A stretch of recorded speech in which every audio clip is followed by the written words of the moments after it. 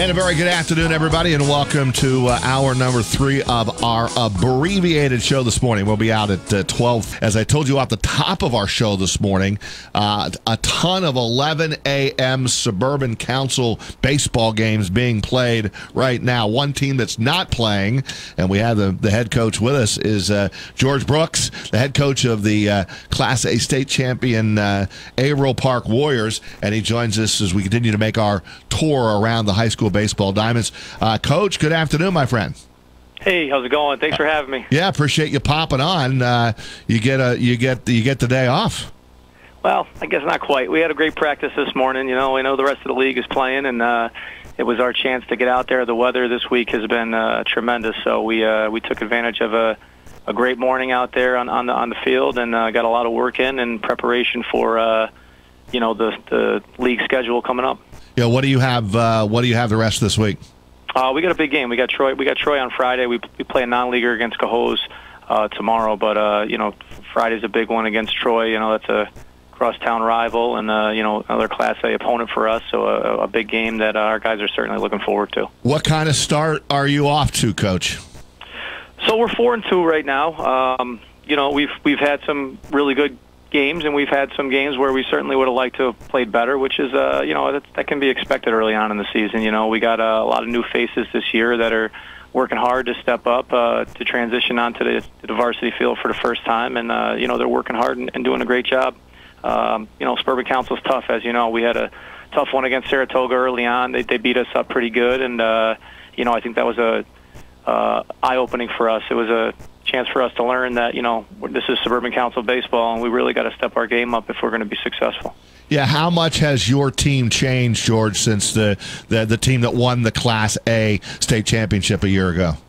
Well, I had 5 amazing seniors. Those guys were a tremendous glue, not just on the field, but off the field in the dugout too, so that's been quite a transition, just trying to create an identity for ourselves and build our culture for this year and have some leaders step up. So that's been a bit of a struggle early on, but that's expected for any new group. It started like that in the beginning of the year for us last year, and took us time for some guys to step up. And we're certainly going to have that happen. And we got some great returners too. Brady Mattisdale's been on the mound twice for us so far, and he's been amazing. Wyatt Thorson, who was a junior last year, a senior this year, going to get a lot more opportunities, and he's stepped up and done a tremendous job for us in both his outings. So, I'm excited to see the guys continue, and we got to get the bats going a little bit. And I think as it starts to get a little warmer, I think you'll see our bats, start swinging it too. Yeah, it's like in terms of hitting, who are your go-to guys that you think will be able to produce for you at the plate this year? Yeah, so Blake Kilgallen's a sophomore this year. He stepped up big time and had some big hits for us already. He's this is his first year on the varsity field, and he's done great. Hunter Willett's returning. He's had some big hits and some key RBIs for us. We got Brady in the middle of the lineup.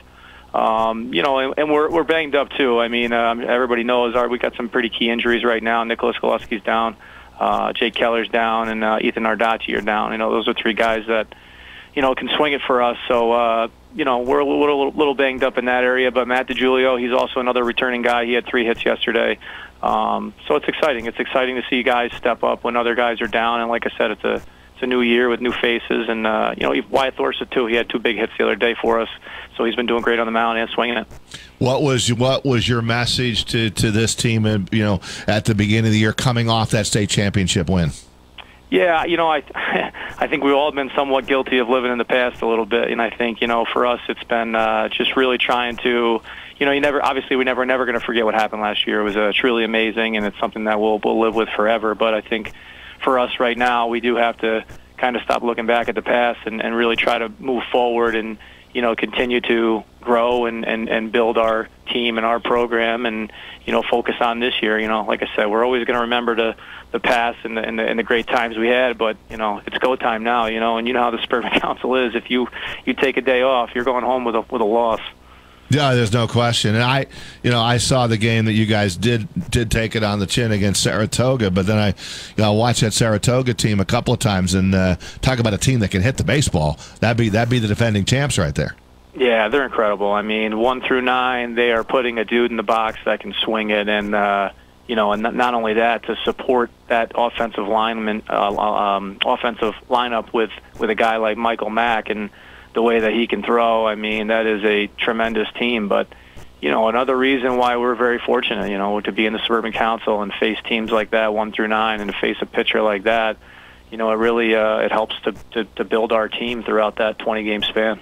How do you, and we're tied with George Brooks, head coach at Averill Park. They've got the day off in the Suburban here. How do you handle your pitching staff early in a season in terms of pitch count and how long you'll leave somebody out there?